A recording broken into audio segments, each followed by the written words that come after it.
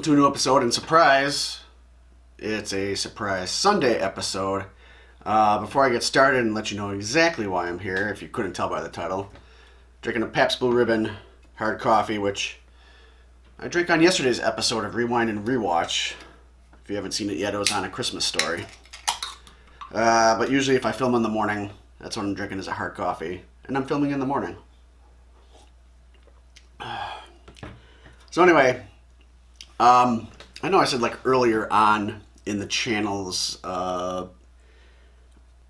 like when it was birthed, when we first started here, that, you know, I wasn't going to do like new stuff. I wasn't going to update anybody on like the latest happenings going on in video games or movies, film, television, comics, toys, geek, nerd, fandom type stuff.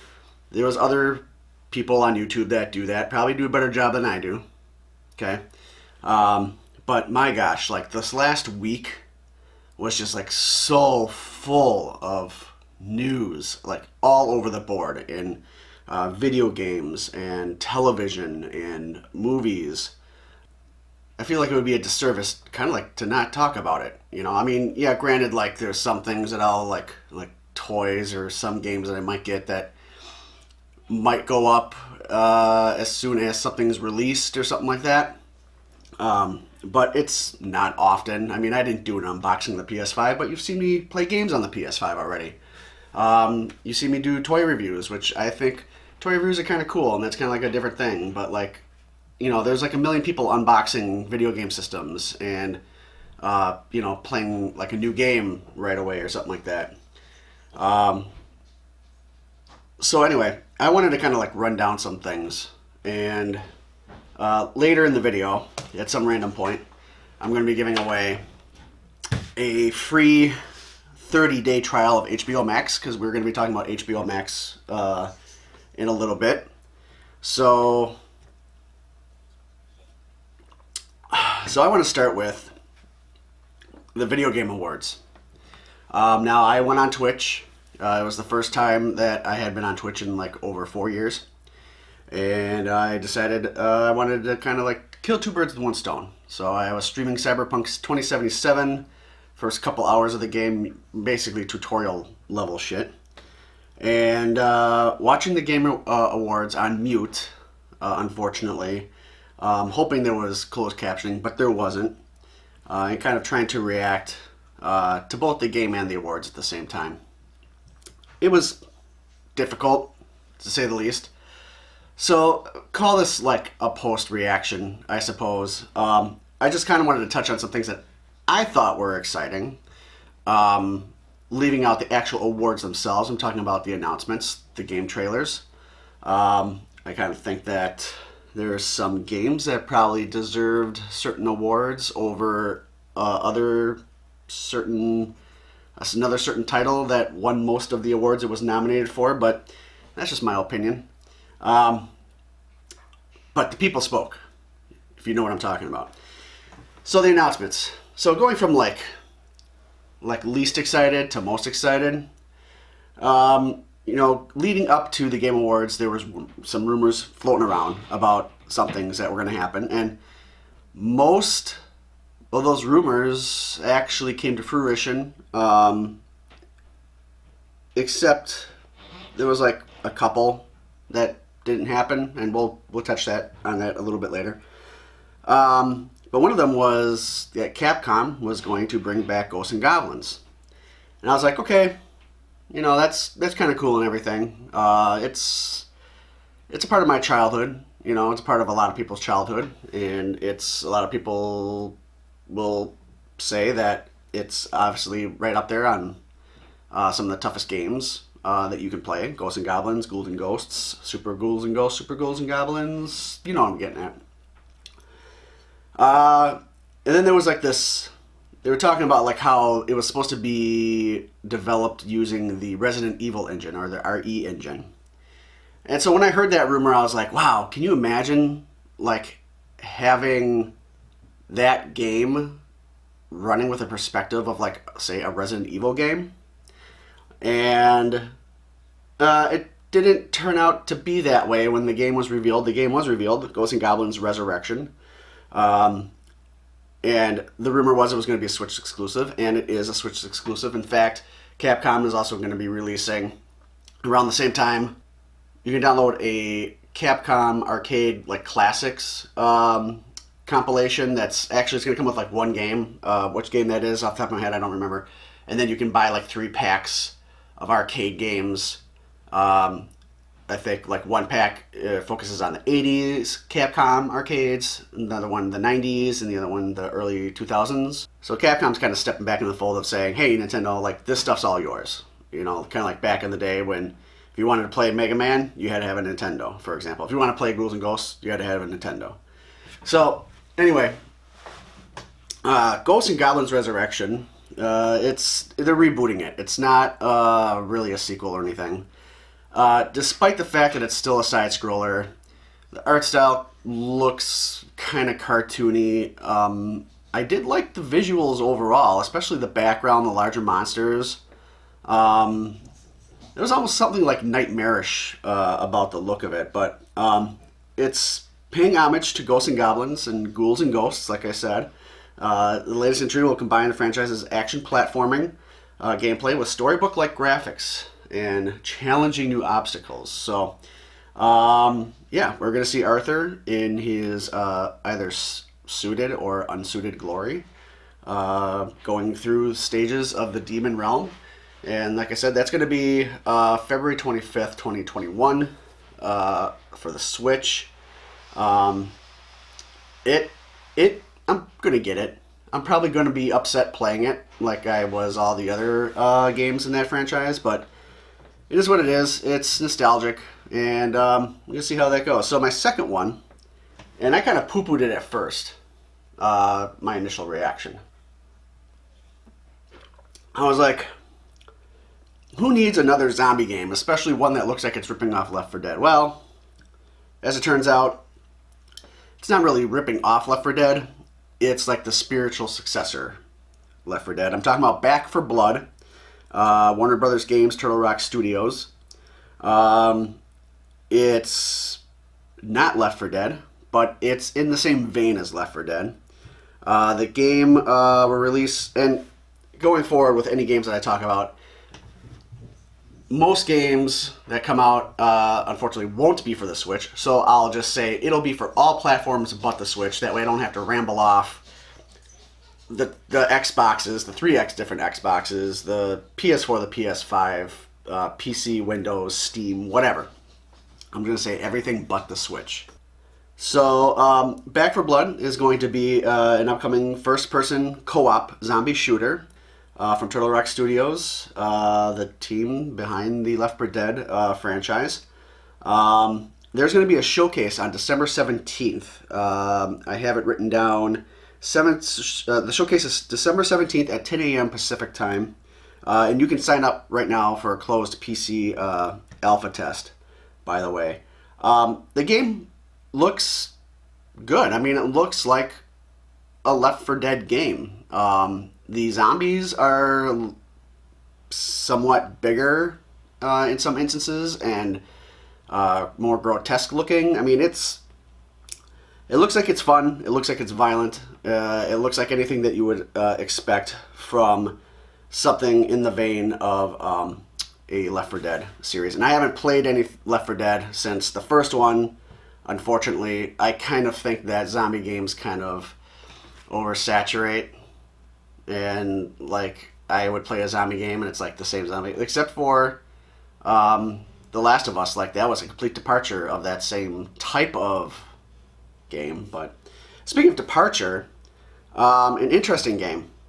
I didn't know what to make of it. It looked really nice, okay, for what it's trying to present. And I had to rewatch the trailer several times before I was like, yeah, I think I want to check this out. It is a game called Season. It's going to be a PS5 exclusive, but I think you should be able to also play it on Steam. And it's from Scavenger Studios. And it always has like a Ghibli studio vibe going on, as you can see in the trailer. There's not a lot of information about the game. In fact, they don't even really have a release date yet, but it's supposed to be like a bicycle road trip. You close your eyes, you take a deep breath, you let yourself be carried away into seasons. It's an atmospheric adventure bicycle road trip game. You explore the world, you collect artifacts before a mysterious cataclysm just wipes everything away. And that's all we know. That's all we know. It doesn't show a whole lot. In fact, most of the trailer, as you've seen, it looks like to be cutscenes, except for maybe towards the end. It looks like actual gameplay footage, but there's still not a lot to tell you what's going on. But it looks beautiful, and it looks interesting, and it's a departure from the type of games that I play, and I'm interested in checking it out. After that, the game Century Age of Ashes caught my eye. Mostly because I'm a fan of Panzer Dragoon. Okay, hop on a dragon and you start shooting shit. Okay, it holds a special place in my heart, that game. So when I saw that there was in the same vein an air combat game, people riding on dragons shooting shit, Century Age of Ashes certainly caught my attention. It's developed by Playwing Ltd. And there's a free-to-play early access on Steam in February. There's not a lot of other information about exactly when a full release is going to happen. It could be later in 2021. It could be a year from now. I mean, nobody's sure, and nobody's even certain if it's going to be ported yet or anything. But it looks interesting nonetheless. After that, this was kind of like, I wanted to move this a little bit closer to like my number one that I'm getting to here. I'm kind of like I said, I'm going from least interested to most. But Crimson Desert, and it's from Pearl Abyss. It looks beautiful. It looks stunning, and it's best described as an MMORPG OWAA game. So it's taking all the genres and putting them together, basically. But anyway, it's going to be for all platforms but the Switch. And it's going to be released about a year from now. And then I got super excited for the next one. Evil Dead, the game. I don't have to say much. I mean, it's going to be Evil Dead in a video game. It looks fun. It looks exciting. And it's going to be on all platforms, including the Switch. And it's going to be later in 2021. There's no release date yet. But it looks fun, and I can't wait to hear and see more about Evil Dead, the game. Now, Microsoft said they had, part of the rumor was they had a big surprise. And there was kind of like this hype level to where they were always making people believe like it was Xbox Series S and X level announcement, like they did last year. Well, nothing can get to that level. Announcing a next-gen console, that's like top. So then Microsoft had a release statement saying people kind of just scale down your expectations. It's not going to be that big. But it was still a surprise nonetheless. And I'm pretty sure it wasn't Master Chief appearing in Fortnite, by the way. I think it was the reveal of Perfect Dark. Microsoft Studios, the initiative, they are rebooting the rare classic shooter series Perfect Dark. It's the first Perfect Dark game in 15 years. Of course, it's going to be Microsoft Xbox exclusive. When Microsoft bought Rare, they got the rights to a Perfect Dark, obviously. They made other Perfect Dark games, but nothing is really known about it except that I was excited. I did play the first two Perfect Darks. Not much is known else about the game aside from the trailer and the surprise and kind of shock that Perfect Dark's coming back. There's no release date. There's nothing. So we have to wait. We don't know if it's coming out in 2021 We don't know if it's coming out in 2022. But we got something, and something's better than nothing. I mean, it could have just been a title card and nothing else, but we got to see something, some kind of trailer. So, Perfect Dark on the Xbox. That, if Fable doesn't come out first, I mean, one of those two games, that's what's going to get me to run out and get my Xbox Series X. Otherwise, I don't have a reason to have one right now. I never even owned the last Xbox. So, haven't been really an Xbox guy since the Xbox. Wasn't much of a 360 guy, so never bought the next one. But anyway, the last game on my list, and my mind was blown at how this game looked. The monsters, the people, the backgrounds, the world, it looked fantastic. Which is one of the reasons why it's number one on my list. Number two, it's because it's by Striking Distance Studios, creators of Dead Space. Also a very good game, if you're not familiar. And we're talking about the Callisto Protocol. When I saw in the trailer that guy turn around and that monster, and it's like, I'm just like, what is this? Like, what is going on? I was drawn to it. Like, I've watched that trailer a handful of times. Absolutely love it. It's going to be a single-player, brand new single-player survival horror game. It's going to be to PC and consoles. I don't know if that includes the Switch or not. By the look of the game, I'm going to say probably not, but, you know, the Switch, you're going to lose a little bit of that beauty I think that Callisto Protocol's got. It just looks like it's a next-gen game. Like, there's no way it's going to be on the Switch. I don't think anybody's going to even bother to ruin what the Callisto Protocol looks like to have it on the Switch. But anyway, and the PC, if I haven't said that already. Their Discord channel is going to have a reveal on the 17th of this month, so just coming up here in the next few days at 10 a.m. Pacific time. So if you're interested in Callisto Protocol, like I am, and you want to see what big announcement they've got, I don't know what it is, tune in to their Discord channel. Of course, all the stuff you can find online. Now, those were my upsides. That's what I'm excited for. Coming out of the Game Awards. My letdowns? Where were you, Nintendo? Look, I am a Nintendo fanboy. Pretty much anything Nintendo that comes out, I'm all over Nintendo. So, hearing almost nearly nothing from Nintendo was a big disappointment. We got Sephiroth Smash. To me, big fucking deal. I was kind of hoping that we would see some kind of additional crossover, you know, Banjo-Kazooie style or something. I mean, if Master Chief and Kratos are in Fortnite, bring them over to Smash. Like, how cool would that be? Like, that would have been, like, huge. That would have been, like, Banjo-Kazooie level huge. Considering we already got Cloud, just adding another Final Fantasy character to me, even though the trailer was really cool and they really showed him as being overpowered.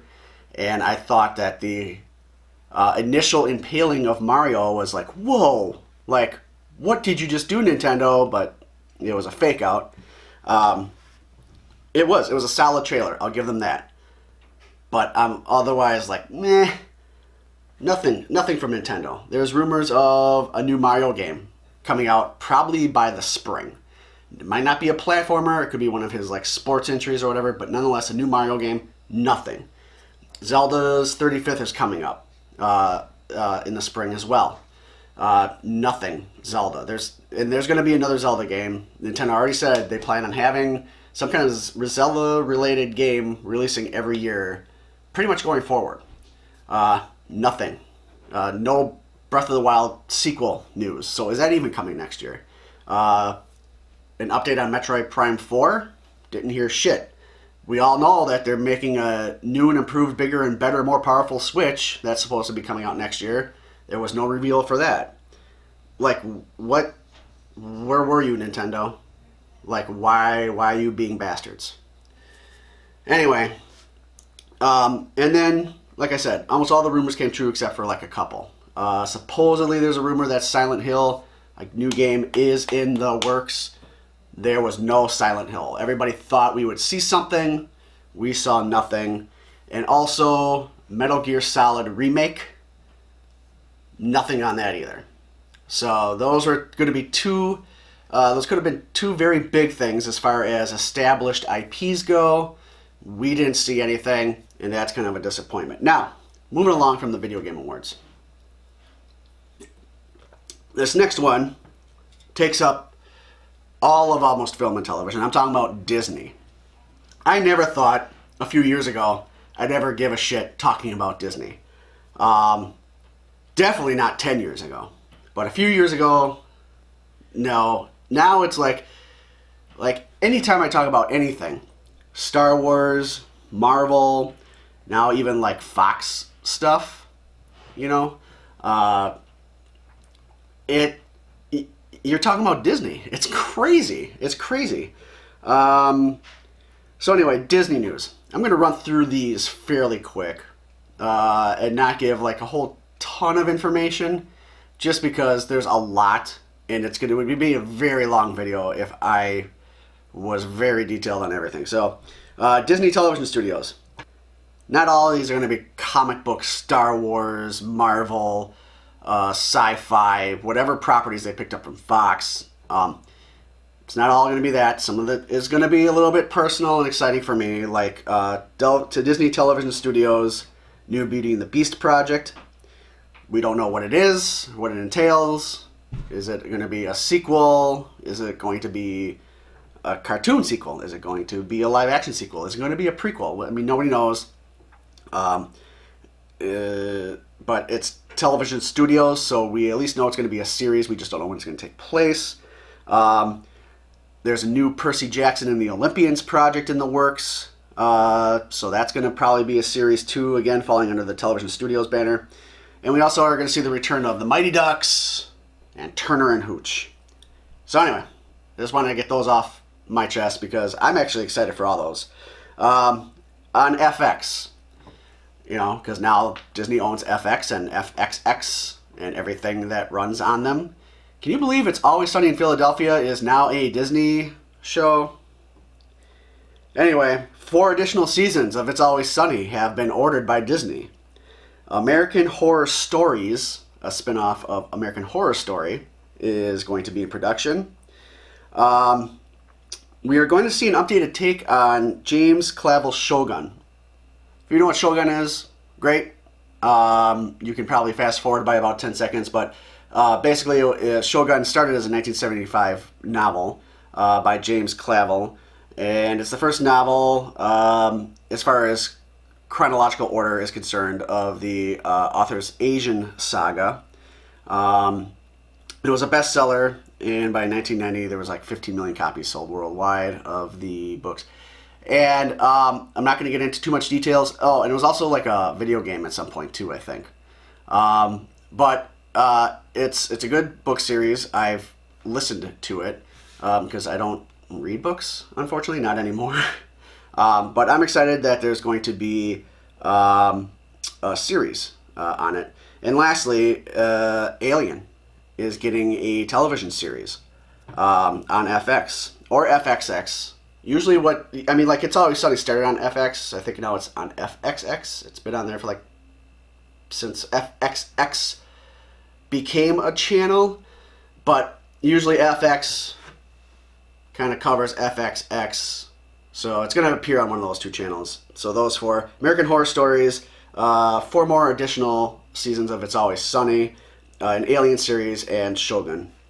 An updated take on Shogun. So it's not going to, I don't know what that means exactly. If it's going to be like a 21st century version of it, I don't know. That would probably, I don't know if I'd be excited about that. But anyway, let's move on to Lucasfilm. So Lucasfilm is not just Star Wars and Indiana Jones anymore. They're putting some other properties that Disney has obtained or are creating and putting it under the Lucasfilm banner. So I'm just throwing that out there now in case you're like, what? So, we're going to see a Rogue One spinoff called Andor. I'm covering mostly all Star Wars right now, by the way. Ton of Star Wars. Star Wars The Bad Batch. Star Wars Visions. A Lando series. The Acolyte. Star Wars A Droid Story. And The Mandalorian's getting 2 spinoffs. Rangers. And the New Republic of Ahsoka. There was also, as I move down the line here of, if you haven't figured, I'm kind of like going from, to me, like the least like, okay, yeah, that's great, to like, wow, holy shit. The announcement of Hayden Christensen returning as Anakin, aka Darth Vader, in the Obi-Wan Kenobi series that we already know stars Ewan McGregor. That was a kind of out of left field announcement. So that's cool and everything. And Willow. Willow is coming back with original star Warwick Davis in the lead. I have to rewatch Willow. I haven't seen Willow in probably 30 years. That's going to be a rewatch. Not for rewind and rewatch, because it's a good movie, so it doesn't deserve to be on here. Anyway, other features, and when I say other features of Lucasfilm, I mean actual films now, too. We are getting a Star Wars Rogue Squadron film, and as of right now, Untitled Taika Waititi Star Wars film.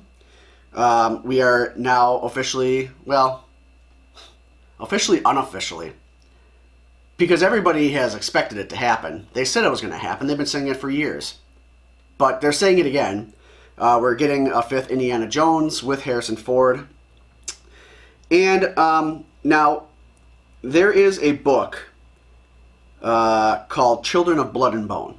It's kind of like a children's fantasy series. Akin to like a Harry Potter, a Percy Jackson, something like that, right? I know of it. I haven't read it. It sounds interesting. It sounded interesting. It's not exactly on my list of books to listen to or anything.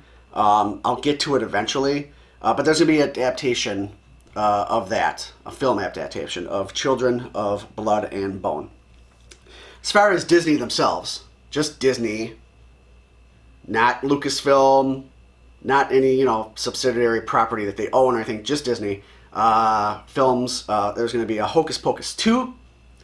There's going to be another Sister Act movie. Now, I'm kind of a fan of the original Sister Act movies.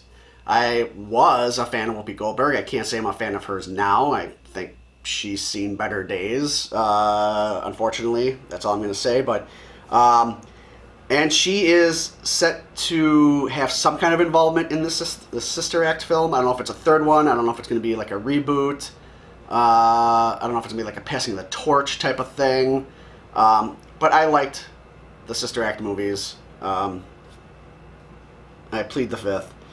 And there's going to be reboots of 3 Men and a Baby, which I've wanted to rewatch 3 Men and a Baby and 3 Men and a Little Lady for the longest time, and I have not gotten around to it. I do love those films. I adore them.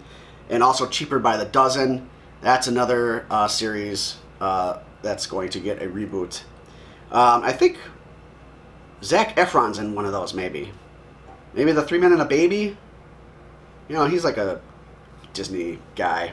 He always has been. Revivals on Disney Plus. There's going to be a... Now, when I say revivals on Disney Plus, I don't know if these are going to be films or if these are going to be series. Okay? I'm not sure. There's going to be a Chip 'n Dale Rescue Rangers revival, but it's going to be a hybrid live-action animated series or film. I don't know. It's going to star John Mulaney and Andy Samberg. So there's that. I happen to be big fans of both, especially John Mulaney. I absolutely love John Mulaney. So I'm excited to see what that's all about. There's going to be a live-action Pinocchio. Now, this sounds like this would be a film. And it doesn't sound like it would be a film for Disney Plus. It sounds like it should be, like, legit, like, in a theater, even though I don't know if we're going to have theaters anymore. Not like, especially the big multiplex type ones. Maybe the small art house and independents maybe might stick around, but it's looking like we're not going to have theaters anymore. A live-action Pinocchio from Robert Zemeckis. Love Robert Zemeckis. You guys should know that. And it's going to star Tom Hanks. And I'm guessing Tom Hanks is going to play Geppetto. I don't know unless he's going to do a voice of somebody, but it would make sense for him to play Geppetto. I don't know. We got Peter Pan and Wendy with Jude Law playing Captain Hook. Ice Age Adventures of Buck Wild with Simon Pegg. And Night in the Museum is still going to be chugging along, by the way. Now, in 2021 for sure, because there's trailers, there's going to be Jungle Cruise with Dwayne Johnson, and Cruella, which is an origin story for Cruella DeVille of 101 Dalmatians. And we're also getting prequels to The Lion King and The Little Mermaid. Let's move on to Marvel. Marvel was just as big as Lucasfilm, if not bigger, with their announcements. Some of them where we already know of stuff that's going on. We got maybe a little bit more sneak peeks into some things that we've already seen before. We got first looks into some things that we've been waiting for. And we just got reiterated that, yes, these projects are still on the slate. Disney Plus, Secret Invasion with Samuel L. Jackson, an Ironheart series, a War Machine series called Armor Wars, and we're still getting, of course, WandaVision. That's coming right up around the corner here. We saw a little bit of the Falcon and Winter Soldier and also Loki for the first time. And then, of course, we're still getting the animated What If series, Miss Marvel, Hawkeye, She-Hulk, which I'm excited for myself, because Tatiana is in it. Brilliant casting. Brilliant casting. Moon Knight. And we got a newly announced Guardians of the Galaxy Holiday Special in I Am Groot series. As far as films go, the next Ant-Man and the Wasp film is going to be called Quantumania, which it seems like the Marvel films are going to be going absolutely batshit crazy all over the place with the multiverse and now this Quantumania title. I think this is gonna just be nuts. Like X-Men. I know X-Men got to be showing up somewhere. Anyway, and then we're still waiting on Black Widow. We don't even know if Black Widow is gonna even be a theatrical thing. Disney might have to start competing, especially with Warner Brothers, which we're gonna get to in a minute too. They might have to start putting some stuff on Disney Plus, even if you have to pay an extra $20. But you know, Warner Brothers, they're making people pay extra. You pay for your streaming service on HBO Max, you're gonna get the films for free. So, still waiting on Black Widow. And then Shang-Chi and the Legend of the Ten Rings was also supposed to be in 2021. Eternals. So we're still waiting on Thor, Love and Thunder. More on that. We're still waiting on more on Doctor Strange and the Multiverse of Madness. Recently, Black Panther 2 was announced. Blade is getting a reboot, or at least an introduction into the Marvel Cinematic Universe. Captain Marvel 2 was announced. Guardians of the Galaxy Volume 3, which we know has been in the works now, with James Gunn coming back. So we're still waiting on more stuff from that, but they also now, just newly announced, the Fantastic Four is getting its own Marvel Cinematic Universe film. So the first film series that they are taking characters that belong to Fox, and they are doing that first instead of X-Men. I think they have bigger plans for X-Men. I think the X-Men are just going to just show up, maybe even in an Avengers film or something. And then they'll get their standalone. I don't think they're going to get a standalone film first. That's just my thoughts.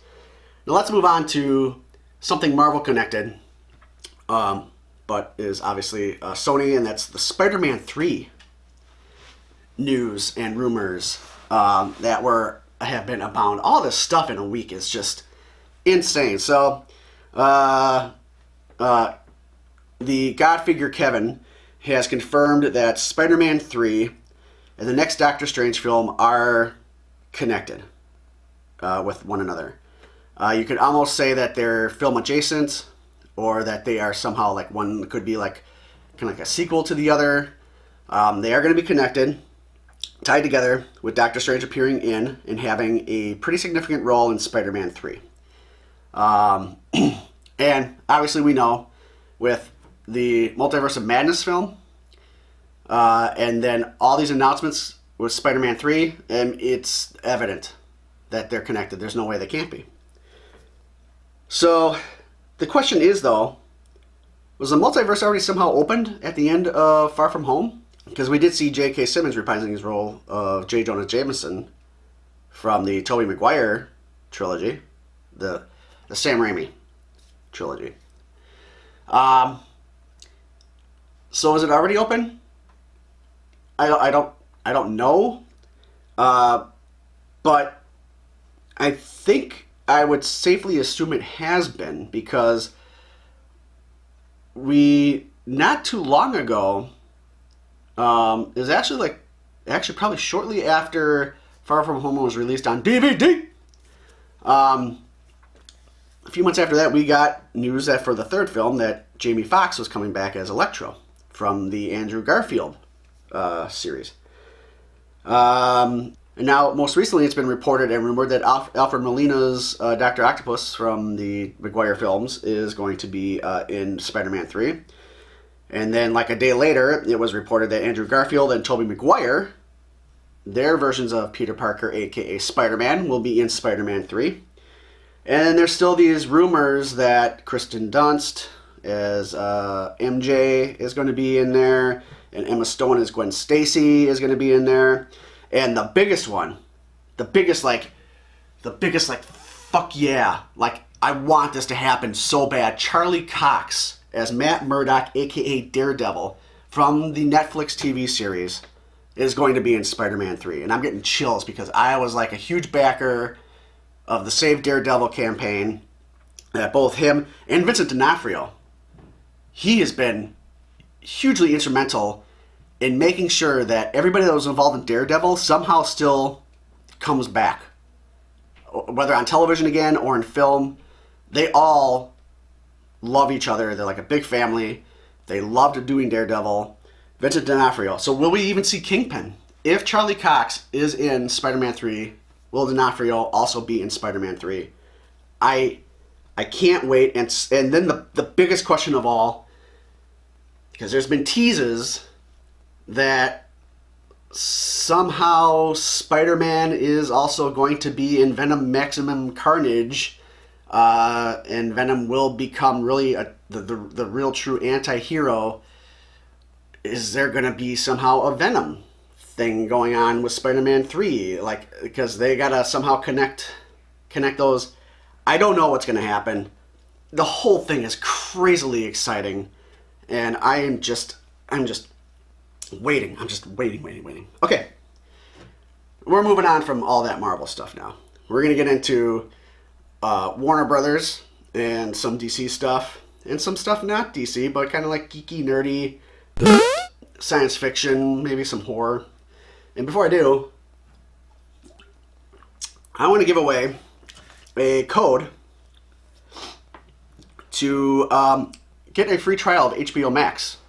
So, first person that enters the code, seen down here below, it is from my Cyberpunk game, as you can see, will get 30 free days of HBO Max, and that's just enough time to watch Wonder Woman 1984 on HBO Max in the comfort of your home for free in a couple weeks.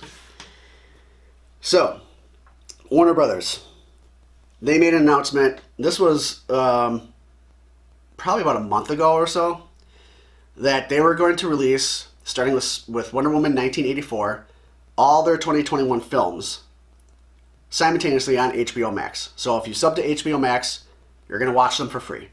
And that is pretty exciting. That was already more exciting than being able to watch Justice League on HBO Max. Now we're going to get like a whole bunch of stuff. And there's a lot of stuff that maybe you guys don't know about. They recently started solidifying their film slate a little bit more, and that's what we're going to run down. What films that kind of fit this channel. Not all their films, because that would be too long, and some of them I don't give a shit about. But Wonder Woman 1984, Christmas Day, December 25th, 2020. That's going to be film number 1 that's coming out on HBO Max. And then on March 5th, 2021, we have a Tom and Jerry movie, which I grew up on Tom and Jerry, okay? And I saw they had like a feature film back in like 92, around that time, which I don't really even remember that well, probably because it just didn't sit with me. You know, it wasn't classic Tom and Jerry. This isn't classic Tom and Jerry either, but I grew up on Tom and Jerry. Even though they were like technically even before my time, they were in reruns, and I freaking adore Tom and Jerry. I mean, they're classic. I mean, how can you not? So, this film, Tom and Jerry film, is going to be a hybrid. They're animated against live action. It's got Chloe Grace Moretz in it. It's got Colin Jost. I think it mostly takes place in a hotel or something, if I remember correctly from the trailer. Michael Pena is in it. And I think there might be some kind of self-aware shit going on, because William Hanna of Hanna-Barbera is going to be playing Mel Blanc, who is like the forever will be remembered as the cartoon voice god. So anyway, so we got Tom and Jerry on March 5th. Now this one's interesting because it's science fiction, and it's got our favorite Wolverine, Hugh Jackman, in it. It's a film called Reminiscence, and it's going to come out on April 16th. And what's it about? Well, Westworld co-showrunner Lisa Joy is making her feature film debut here with Reminiscence. It's a sci-fi story about a scientist who discovers a way to relive your past, which he then uses to search for his lost love. And it also stars Sandy Newton, who's from Westworld. So guys, look it up, and I think it looks interesting. I can't wait for that one. And then we've got Godzilla versus Kong on May 21st. Love these new Godzilla movies. The first one was great. The last one was okay. It was still good, and we knew where it was all going. I always say, like, no spoilers, because you guys can just watch it or whatever. I'm sure you all seen the last Godzilla movie, but we knew that obviously Kong was coming, and so yes, we got Godzilla versus Kong in May. The next Conjuring film, June 4th, The Devil Made Me Do It. That is on that slate for June, and then in July we've got Space Jam: A New Legacy. That is July 16th. Of course, The Suicide Squad is going to be August 6th. Zack Snyder's Justice League a month later on September 5th. And then Dune. I can't believe I'm going to be able to see Dune for free. It looks great. I hope it doesn't let me down. I've got a lot of high hopes for this film, but that is going to be October 1st. Now, the next film's a maybe as far as release date. It's on the slate as of now. I don't know if it's a hard confirm, but on December 22nd, we got the 4th Matrix film. So that'll be a freebie so far, because now we're getting into films that don't even have a firm date, and that's probably because they're not even done filming yet, and then you got post-production, and we don't exactly know when all this COVID shit's going to be wrapped up. Things, can get dicey on working on films. The Mortal Kombat reboot is slated for sometime in 2021. We don't know when. Malignant is also slated for sometime in 2021. What's that about? And this is the last film, by the way. It's a mysterious original horror film from James Wan, who is responsible for The Conjuring and Saw. They're keeping the story under wraps. And usually when something's kept under wraps, it's because it ties to something else. Then they have like a big reveal that they don't want spoiled. And that to me just sounds fascinating. Plus, it's James Wan. It's James Wan. He's kind of like the new master of horror, in my opinion. That's my opinion. Malignant.